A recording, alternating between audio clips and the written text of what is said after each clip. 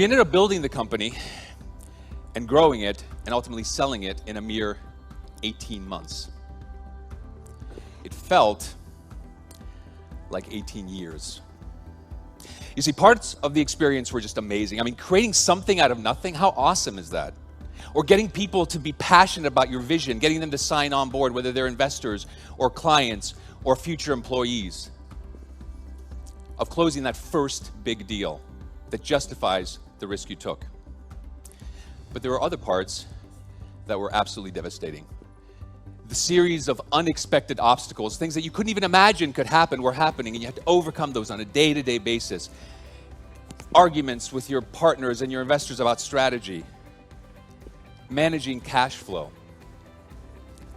All of these created this feeling that when you're an entrepreneur, you're sort of like on this emotional roller coaster that never ends, right? There are moments when you're going up and you reach the top of that 80-meter high track and you're looking out at the world and just looking down at everything and you feel like you're at the center of the universe.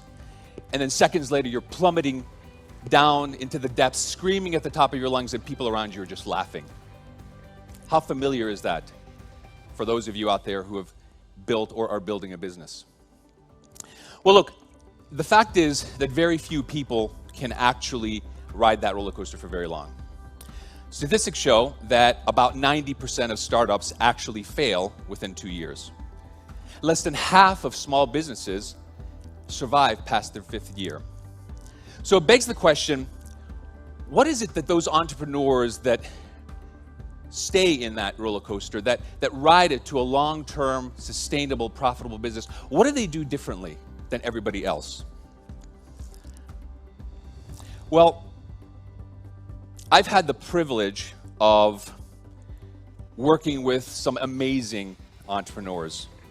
In the years after I sold my business, I went back into the corporate world. I built a pretty significant presence in the international media business. I left to become an angel investor, and to this day, I actually work as a startup mentor, working with business-to-business tech startups, helping them scale their sales globally and to generate predictable recurring revenues.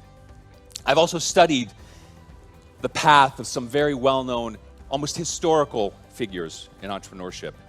And see, what I've discovered is that there is a unique set of qualities that the world's greatest entrepreneurs have. I call this the entrepreneur's secret, and it's what differentiates those who thrive versus those who barely survive.